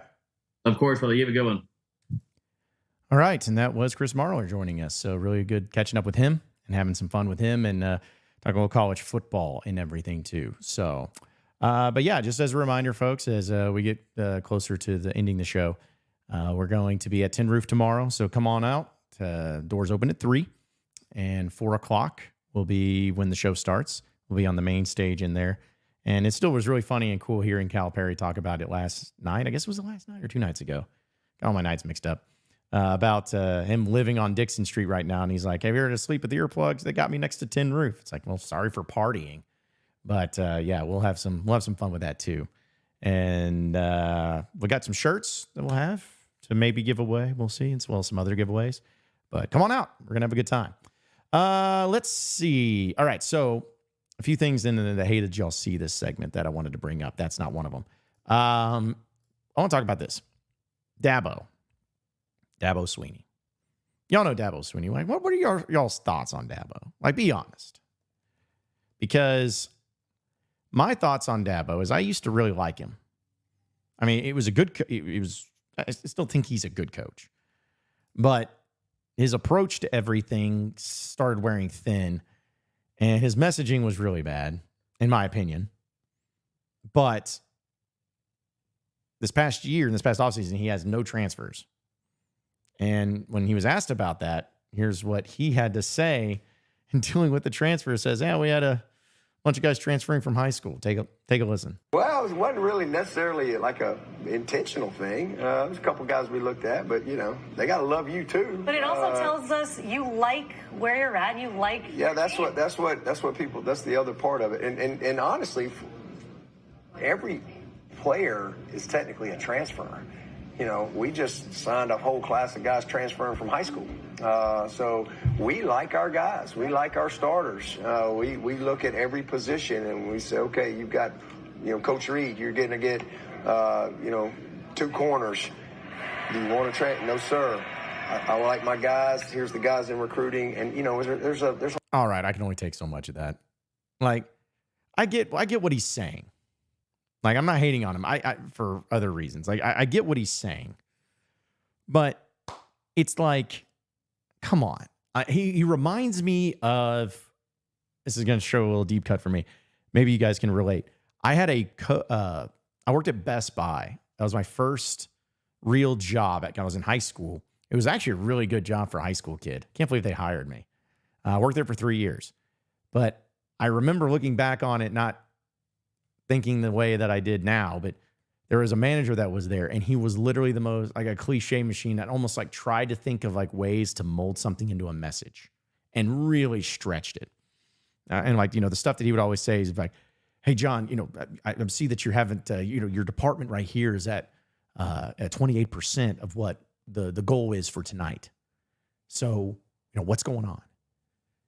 And customers come in or whatever, and you just be like, well, here's the thing, John, just remember the difference between ordinary and extraordinary is that little extra. Thank you. Appreciate it. And that's what Dabo reminds me of, is like, just, hey, I'm going to find something random and try to make it into something that makes me sound very bravado. It's just so weird. Anyways.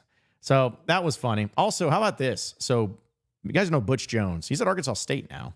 I don't have any problems with Butch Jones. But I did see this, that Christian McCaffrey talked about playing a chip on his shoulder. And he posted this to his Instagram story where University of Tennessee sent him a letter. And that's what it said. It didn't say Christian McCaffrey. It said Crisillo McCaffrey. Didn't even spell his name right.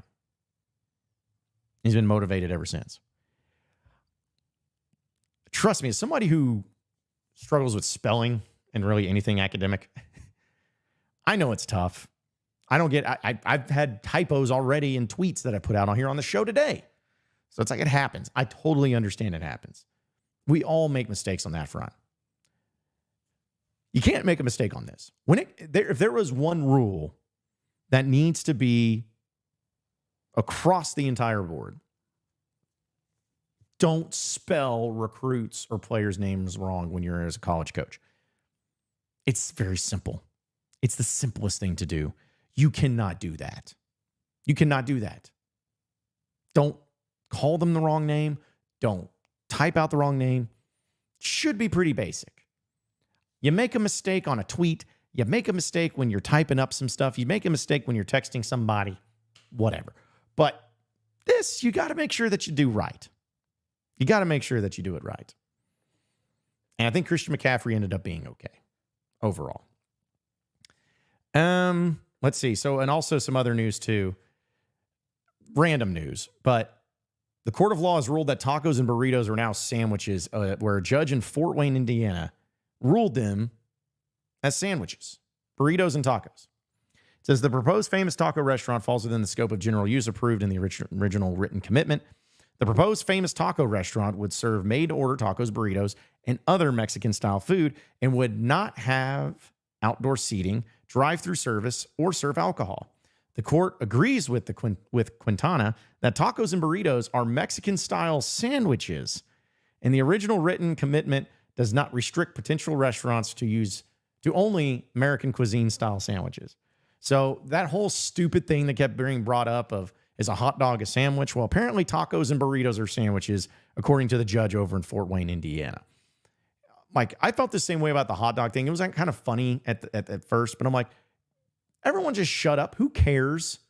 Who cares if you consider it a sandwich or not? Like, when I say I want a sandwich, you know what I mean. It's not a hot dog. When I say I want a sandwich, you don't be like, do you mean a hot dog? No, I mean a sandwich.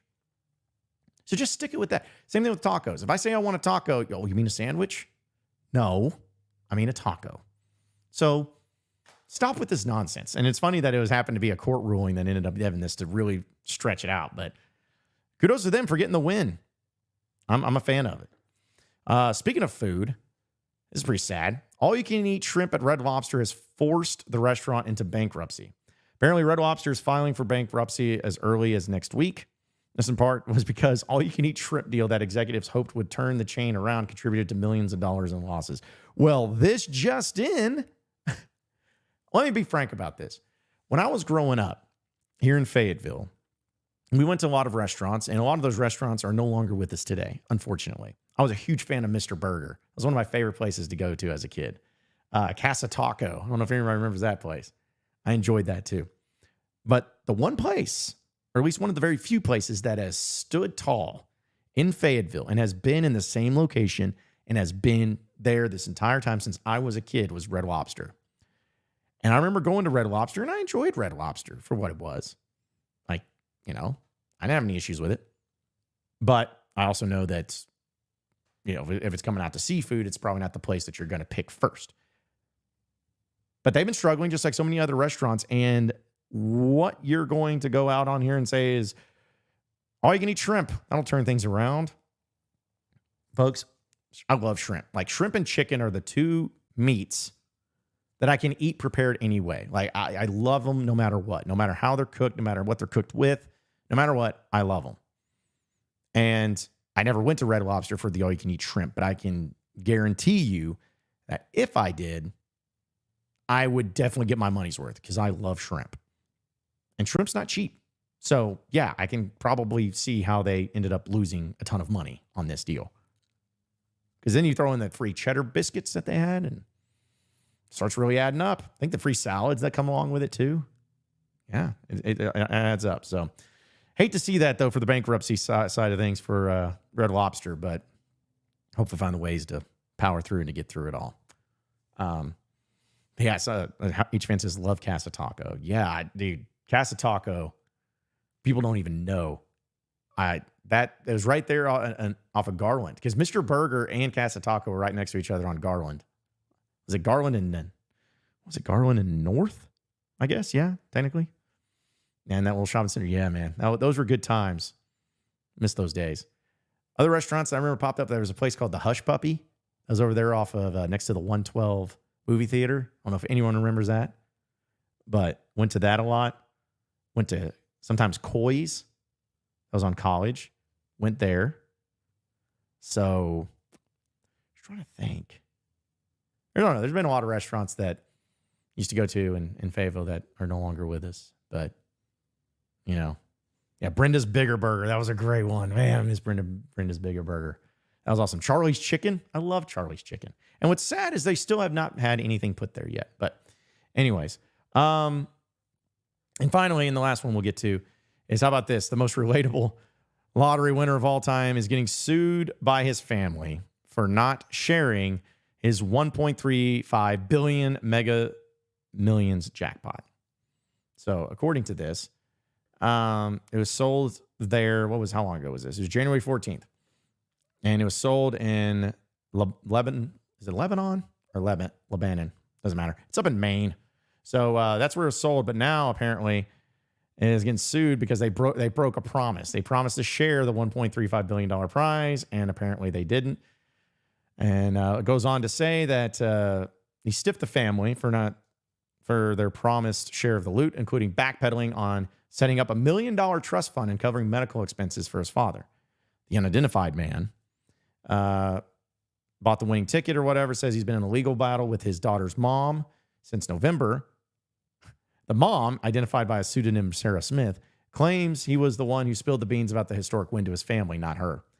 Lucky Man's father trusts Smith's claims, saying his son told him about the victory before rattling off all the things he planned to do with the spoils, which the outlets said he collected through an LLC, and a lump sum of north of $500 million. The father claims he didn't ask for any money.